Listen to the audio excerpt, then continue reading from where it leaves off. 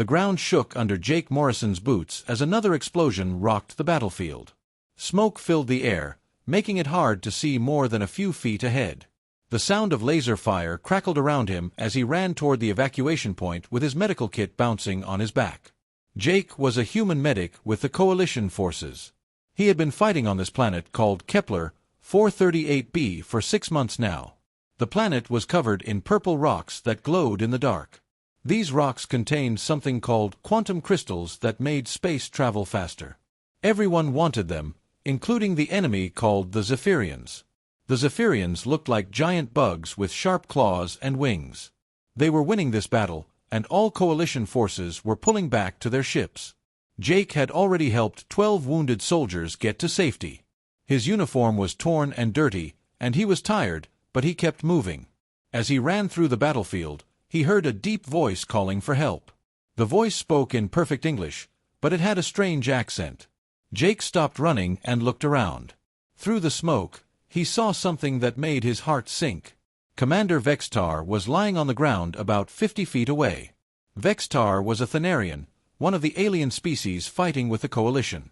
He stood 7 feet tall when he was standing, with green scaly skin and yellow eyes. He was one of the best military leaders Jake had ever seen. Vextar had saved Jake's life twice before, and Jake respected him greatly. But now Vextar was not moving his legs at all. A strange blue glow surrounded his lower body where a Zephyrian weapon had hit him. Jake knew what that meant. The neural disruptor blast had cut off all feeling and movement below his waist. Vextar was paralyzed. Jake started running toward Vextar, but other Coalition soldiers were already there. There was Captain Mills from the bird-like Avarian species, and Lieutenant Cruz, another human. They were talking quickly in their radio headsets. "Command says we leave him," Captain Mills said in his chirping voice. "Too heavy to carry. Too slow to move." "The Thanarians have already marked him as combat ineffective," Lieutenant Cruz replied. "Their own people won't take him." Jake couldn't believe what he was hearing. He pushed through the small group of soldiers. "What are you talking about? We can't leave him here." Captain Mills looked at Jake with his large black eyes. "Morrison, we have orders. The evacuation ships are leaving in 20 minutes. We cannot carry a 400-pound paralyzed alien through enemy territory." "But this is Commander Vextar," Jake said. "He has saved dozens of our people. He knows more about fighting the Zephyrians than anyone else." Lieutenant Cruz put his hand on Jake's shoulder. "Jake, I understand how you feel. But look at the situation. He can't walk. He can't fight. The Thanarians consider paralyzed warriors to be broken and worthless. Even his own species won't help him." Jake looked over at the group of Thanarian soldiers nearby. They were tall and strong, with their green scales gleaming in the strange light of the planet. They stood in formation, ready to march to the evacuation point. None of them looked toward their fallen commander. In their culture, being unable to fight meant you were no longer a warrior. They would rather die than be seen as weak. "The crystalline architects say it's logically unsound to risk more lives," Captain Mills continued. "The aquatic depths refuse to use their transport power on someone who cannot contribute to future battles." Jake felt anger rising in his chest. "So everyone is just going to walk away?" "That's exactly what's happening," Lieutenant Cruz said. "I'm sorry, Jake. Orders are orders." The other soldiers started walking away toward the evacuation point. Jake stood there alone, looking at Vextar lying on the ground. The Thanarian commander's yellow eyes met his. "Human Jake," Vextar said in his deep voice, "you should go with your people. There is no honor in dying with the broken." Jake walked closer to Vextar. "Can you feel anything below your waist?" "Nothing," Vextar replied. "The weapon has severed all connections. I am no longer a warrior. I am just meat waiting to be eaten by scavengers." "That's not true," Jake said firmly. "You're still Commander Vextar. You still have the best tactical mind in the Coalition."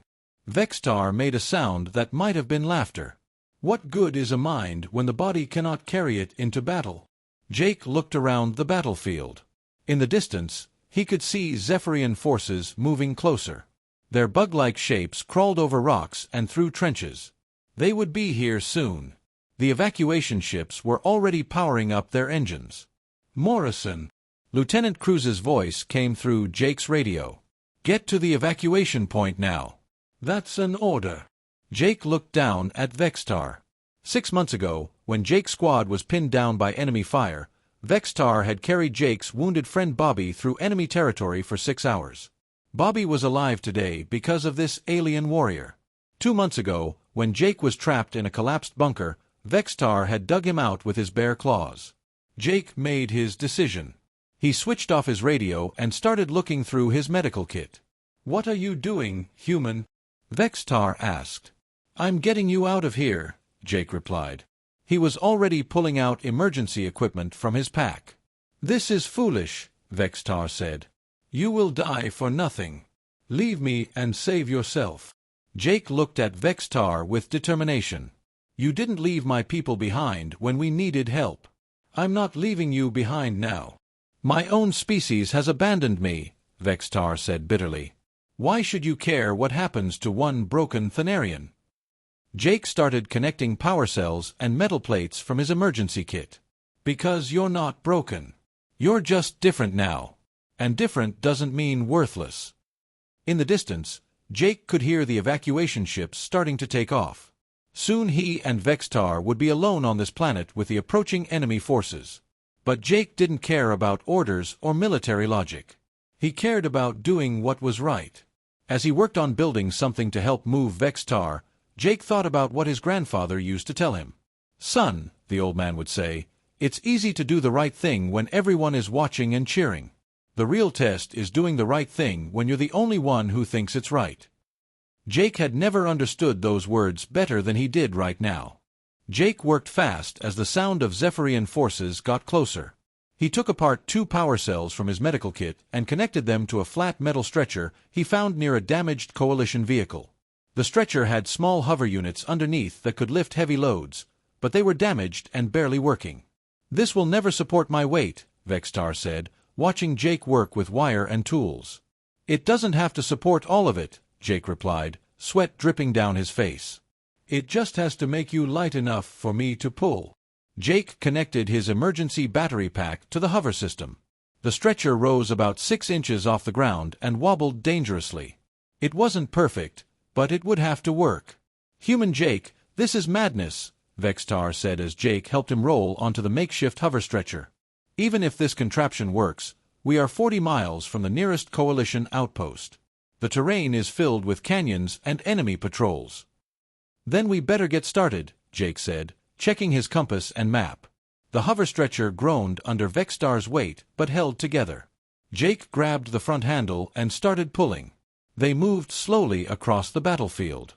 The hover units made Vextar much lighter, but Jake still had to pull hard.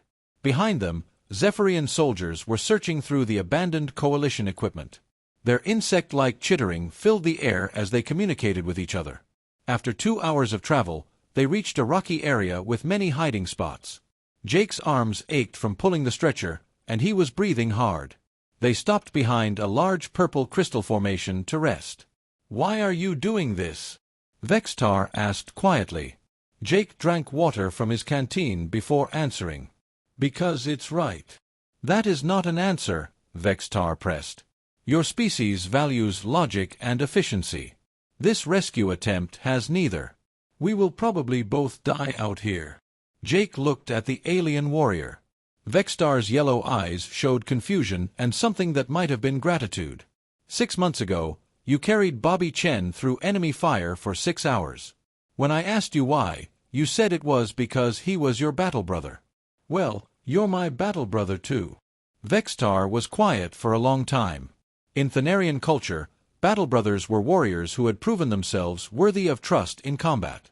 But Jake was just a human medic, and Vextar was a commander from a warrior species that valued physical strength above all else. "My people would say you are weak for helping the broken," Vextar finally said. "My people would say you're only broken if you give up," Jake replied. "Can you still think? Can you still plan battles?" "Yes, but..." "Then you're not broken. You're just fighting a different kind of battle now." They started moving again as the sun began to set. The planet's 2 moons cast strange shadows across the landscape. Jake had to be careful not to make too much noise as they moved through rocky passages and around crystal formations. On the second day, they ran into trouble. Jake was pulling the stretcher up a steep hill when he heard the familiar chittering sound of Zephyrian scouts. He quickly pulled Vextar behind a cluster of rocks and turned off the hover stretcher to avoid the humming noise. 3 Zephyrian soldiers crawled over the rocks about 50 feet away. They were smaller than the warriors Jake had fought before, but their claws looked sharp and their compound eyes missed nothing as they searched the area. Jake's heart pounded as he reached for his medical supplies. He didn't have any real weapons, just his medic tools and some emergency chemicals. But an idea started forming in his mind. He quietly opened a small container of medical adhesive and mixed it with some cleaning alcohol. The mixture created a sticky substance that would burn when lit. Jake carefully spread it on several rocks around their hiding spot. When the first Zephyrian got close, Jake lit the mixture with his emergency flare. The rocks burst into bright flames, startling the alien scouts. While they were confused by the sudden fire, Jake threw his remaining medical supplies to create more distractions.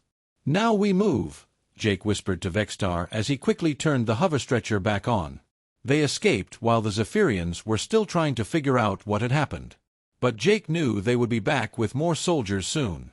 "That was clever," Vextar said as they moved through a narrow canyon. "You used your medical knowledge as a weapon." "My grandfather taught me that any tool can be a weapon if you're creative enough," Jake replied. As they traveled, Vextar began helping in ways Jake hadn't expected. The Thanarian commander knew the Coalition's emergency radio frequencies and helped Jake avoid larger enemy groups by listening to their communications. He also knew the terrain better than Jake's maps showed. "There is a water source 2 miles north," Vextar said during their third night. "And the rocks there will hide our heat signatures from Zephyrian sensors." Jake was amazed by how much Vextar knew about survival and tactics, even while lying on his back. "You're like a living computer full of military information." "My people spend years learning to read landscapes and predict enemy movements," Vextar explained. "These skills do not require working legs." By the 4th day, Jake's emergency battery was running low and the hover stretcher was making strange noises. His arms felt like rubber from all the pulling, and he was running out of food and water. "Jake," Vextar said quietly, "there is something I must tell you. I have been monitoring Coalition communications. There is a stealth reconnaissance ship that passes through this sector every 6 days. If we can reach the flat area near the crystal caves, they might be able to extract us." "Why didn't you tell me this before?" Jake asked. "Because the chance of success was very small. I did not want to give you false hope. But now I believe we might actually make it." Jake looked at his alien companion with new respect. Even while paralyzed and abandoned, Vextar had been working to save both of them. They pushed harder toward the extraction point. When Jake's battery finally died, he used rope to drag the stretcher manually. When the stretcher's metal frame cracked, he used medical tape and metal strips to repair it. On the morning of the 6th day, they reached the flat area near the crystal caves. Jake was exhausted and could barely stand, but he managed to set up an emergency beacon using parts from his medical kit. Hours later, they heard the quiet hum of Coalition engines.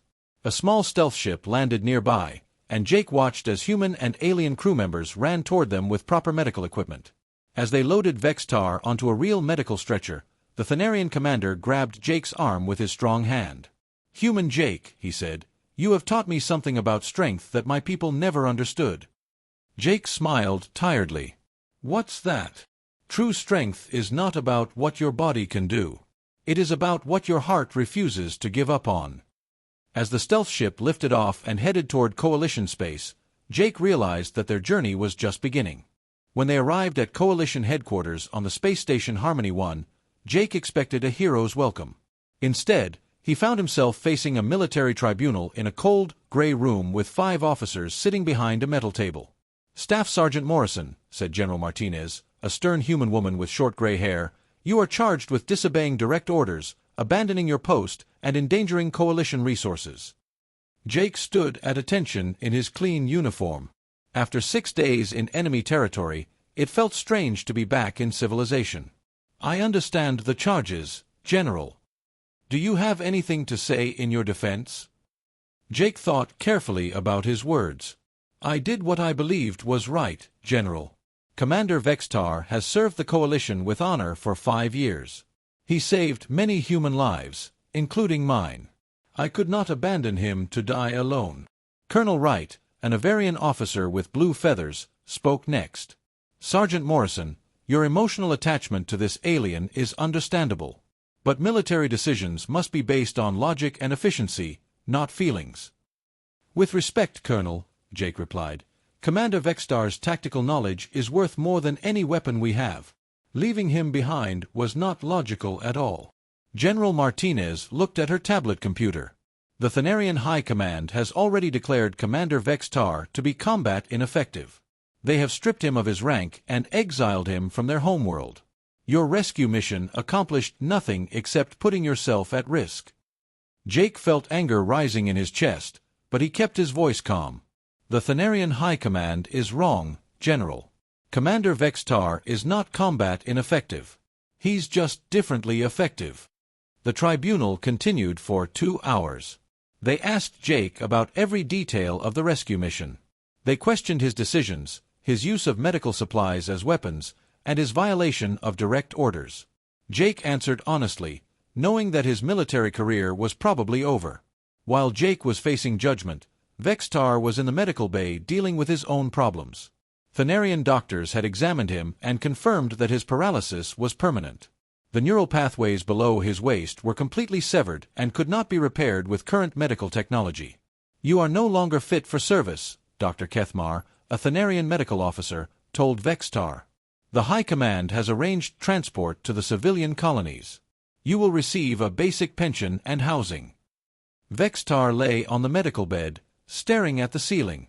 What am I supposed to do in the civilian colonies? Learn a trade. Many former warriors become teachers or clerks. Some work in data processing centers. The thought of spending his life behind a desk filled Vextar with despair. He had been a warrior since childhood, trained to lead troops into battle and make life-or-death decisions. Now his own people saw him as nothing more than damaged cargo. But word of Jake's rescue mission was spreading throughout the station. Other soldiers talked about it in the mess halls and recreation areas. The story grew with each telling. Soon, beings from different species were debating whether Jake was a hero or a fool. Dr. Lisa Carter, a human scientist working in the station's research division, heard about Vextar's condition and came to visit him in the medical bay. She was a small woman with curly brown hair and kind eyes. Commander Vextar, she said, I've been following your military record. Your tactical innovations during the Battle of Proxima Station saved thousands of lives. That was before, Vextar replied bitterly. I am no longer the warrior I once was. Dr. Carter pulled up a chair beside his bed. I specialize in adaptive technology and prosthetic systems. I've been working on some experimental projects that might interest you. I do not want false hope, human. My spinal cord is severed. No technology can fix that. Dr. Carter smiled. You're thinking about replacement, Commander. I'm talking about adaptation. What if we could create technology that works with your existing abilities instead of trying to replace what you've lost? She showed Vextar some holographic displays of her research. The images showed mechanical systems that could enhance mental processing, provide tactical information, and allow remote control of military equipment. Instead of making you walk again, Dr. Carter explained, we could make you the most effective battlefield commander in the galaxy. Your mind would connect directly to sensors, communications, and tactical systems. For the first time since his injury, Vextar felt a spark of interest. This would allow me to command battles from a remote location. Not just command them, Dr. Carter said excitedly. You would see everything, know everything, and control multiple units simultaneously. Your paralysis wouldn't be a disability. It would be an advantage because you wouldn't be distracted by physical discomfort or fatigue. Meanwhile, Jake's tribunal was not going well. The officers seemed determined to make an example of him for disobeying orders. But outside the hearing room, something unexpected was happening. Soldiers from different species were gathering to show support for Jake. Humans, Avarians, crystalline architects, and even some aquatic depths personnel held signs and chanted his name. They had heard the full story of his rescue mission and were inspired by his actions. Lieutenant Bobby Chen, the soldier Vextar had saved months earlier, stood in front of the crowd with a microphone. "Jake Morrison risked his life to save someone who had saved many of us," he said. "If we punish him for showing loyalty and courage, what does that say about our values?" The demonstration grew larger throughout the day. News reporters from across coalition space arrived to cover the story. The rescue mission became a symbol of something larger, a debate about how the coalition treated its wounded veterans and whether military efficiency was more important than compassion. Dr. Carter's research project also gained attention. Other scientists began offering to help with her adaptive technology work. The crystalline architects contributed quantum processors. The aquatic depths offered their expertise in bioneural interfaces. Even some Thanarian scientists, working in secret because their government disapproved, began sharing information about their species' nervous system. They were fascinated by the possibility of enhancing warrior capabilities through technology instead of just replacing damaged parts. Within a week, Jake's court-martial had become a galactic news event. Political leaders from different species issued statements about military ethics and veteran care. Some supported Jake's actions, while others insisted that military discipline must be maintained. 3 months after Jake's tribunal, everything had changed. The military court had cleared him of all charges and promoted him to lieutenant.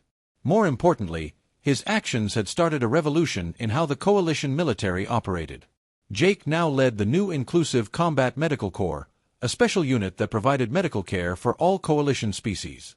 His team included doctors and medics from every member race, and they had developed new treatments that worked across different biological systems. But the biggest change was happening with Vextar. Dr. Carter's adaptive technology project had grown into a major research program involving scientists from across the galaxy. The experimental mobility device had evolved into something much more sophisticated. Vextar now operated from a command center that looked like something from a science fiction movie. Multiple screens surrounded his position, showing tactical information from battles across coalition space. Neural interfaces connected his mind directly to communication networks and sensor arrays. "Jake," Vextar called out as his human friend entered the command center. "I have been analyzing Zephyrian attack patterns from the last 6 months. I think I have found a weakness in their strategy." Jake walked over to look at the displays. Complex battle formations and movement patterns covered the screens in different colors. "What kind of weakness?" "They always assume we will respond with traditional tactics," Vextar explained. "Heavy units in front, light units for support, commanders staying safely behind the lines. But what if we did something completely different?" Vextar's new fighting doctrine was called adaptive warfare.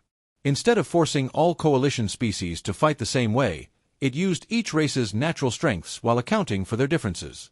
Avarians provided air reconnaissance with their natural flying abilities. Crystalline architects used their mathematical minds for precision targeting. Aquatic depths personnel operated in environments where other species couldn't survive. The doctrine also included protocols for differently abled soldiers. Warriors who had lost limbs could operate remote-controlled units. Soldiers with sensory impairments could specialize in areas where their remaining senses were enhanced. Even psychological trauma was addressed with support systems and alternative duty assignments. "The Zephyrians are not expecting us to coordinate this way," Vextar continued. "Their intelligence assumes our forces will be weakened by including soldiers they consider defective. They are wrong." Jake smiled as he watched his friend work. The paralyzed Thanarian commander was more effective now than he had ever been as a traditional warrior. His mind was free to focus entirely on strategy and tactics without the physical demands of ground combat. The first test of adaptive warfare came when the Zephyrians launched a surprise attack on the mining colony of New Perth. It was a remote human settlement with only a small coalition garrison. Traditional military thinking said the colony was doomed. But Vextar had other ideas. He coordinated the defense from his command center, while Jake's medical corps provided support from a mobile field hospital.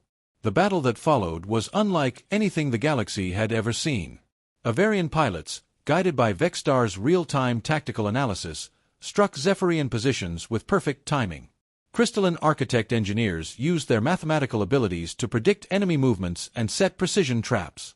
Aquatic depth soldiers attacked through underground water systems that the Zephyrians hadn't even known existed.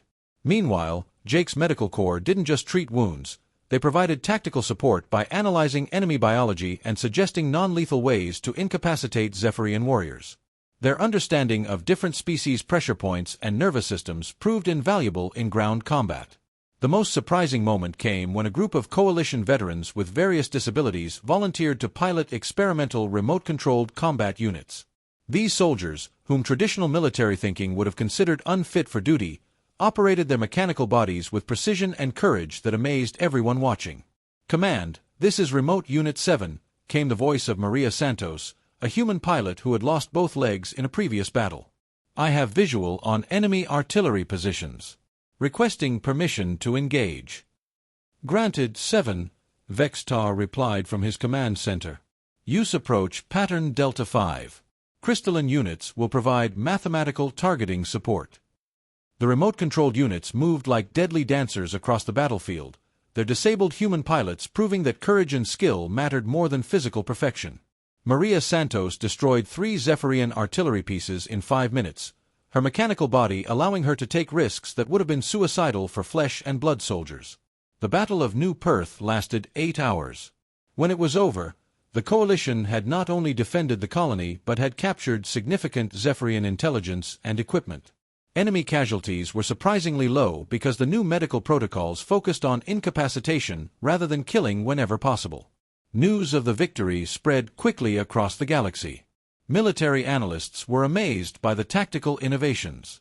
Political leaders praised the inclusive approach that had turned potential weaknesses into strengths.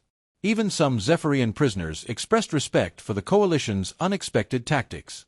But the most important moment came after the battle, when Jake visited Vextar in his command center.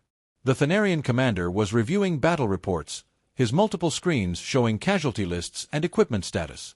"We saved the colony," Jake said, sitting down in a chair beside his friend's workstation. "Yes," Vextar replied, "and we proved something important. Strength is not about conforming to old ideas of what a warrior should be. Strength is about adapting and finding new ways to protect what matters." Jake looked at the screens showing the faces and names of soldiers who had fought in the battle. Humans, Thanarians, Avarians, Crystalline Architects, Aquatic Depths personnel, and others. Some were missing limbs, others dealt with psychological trauma, and many had physical differences that traditional militaries would have seen as disqualifying. "Your people are starting to notice," Jake said. "I heard some Thanarian commanders are asking for copies of your adaptive warfare protocols." Vextar made a sound that might have been laughter. "Change is slow among my species. But yes, some of the younger commanders are beginning to understand that there are different kinds of strength." 6 months later, the biggest test of adaptive warfare arrived. Coalition intelligence detected a massive Zephyrian fleet heading toward Harmony Prime, the capital world where all species had their main government buildings and military headquarters. The enemy fleet was enormous, over 300 ships carrying more than 1 million Zephyrian warriors. They had spent months preparing for this final assault, convinced that they could defeat the Coalition's scattered forces and claim victory in the Long War. Jake stood in the main command center on Harmony Prime, watching as ships from every Coalition world arrived to defend their capital.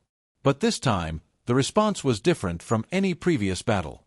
Instead of each species' forces operating separately, they were fully integrated under Vextar's adaptive warfare protocols. Human medical ships worked alongside Thanarian heavy cruisers. Avarian scout wings coordinated with Crystalline Architect precision bombardment platforms. Aquatic depths vessels prepared to fight in the planet's vast oceans. "Jake," Vextar called from his advanced command station, which now connected him to every ship and ground unit in the defense network. "The medical corps integration is complete. Your people are ready." Jake checked his tablet, which showed the status of medical teams across the entire defense force. "All teams are in position. We have trauma specialists for every Coalition species, plus xenobiology experts who understand Zephyrian physiology if we take prisoners." This was another innovation of the new warfare doctrine. Instead of simply trying to kill enemies, they aimed to incapacitate when possible and provide medical care to wounded enemies. This approach had started winning respect even from some Zephyrian prisoners, who were amazed that their captors would treat their injuries. The battle began when Zephyrian advance scouts entered the Harmony Prime system. Traditional military thinking would have met them with overwhelming force. Instead, Vextar ordered a completely unexpected response. "All units, implement welcome protocol," he announced over the communication network. Instead of attacking immediately, coalition forces allowed the Zephyrian scouts to advance while gathering detailed information about their capabilities and tactics. Hidden sensors recorded everything while stealth units tracked their movements. "Command, this is Scout Wing Alpha," reported Captain Kim Park, an Avarian pilot with enhanced cybernetic eyes. "Enemy formation shows standard attack patterns. They're expecting us to meet them head-on." "Perfect," Vextar replied. "Let them maintain that expectation. All units, prepare for Pattern 7 implementation." Pattern 7 was one of Vextar's most innovative strategies. Instead of meeting the enemy where they expected, coalition forces would attack where the Zephyrians thought they were weakest, using soldiers and units that traditional military thinking would have kept away from combat. The main Zephyrian fleet arrived 3 days later, and their commander immediately began deploying for a conventional assault. They positioned their heaviest ships to attack the planet's main defense platforms, while smaller units prepared to establish landing zones. But as the enemy fleet moved into attack formation, something unexpected happened. The disabled veterans operating remote-controlled combat units struck first. "This is Remote Squadron Delta," announced Tony Rodriguez, a former Marine who had lost his right arm and left leg in a previous battle. "We have multiple target locks on enemy supply ships. Requesting permission to engage." Tony and his squadron of 20 disabled veterans were piloting advanced robotic fighters from secure locations deep inside Harmony Prime's protective shields. Their remote units could take risks that would be impossible for pilots in traditional ships. "Permission granted, Delta Squadron," Vextar replied. "Execute Strike Pattern Omega." The remote fighters attacked the Zephyrian supply line with perfect coordination. Their disabled pilots, free from physical limitations and G-force restrictions, performed maneuvers that amazed everyone watching. Within minutes, they had destroyed key enemy supply ships and disrupted the entire invasion fleet's logistics. But that was just the beginning.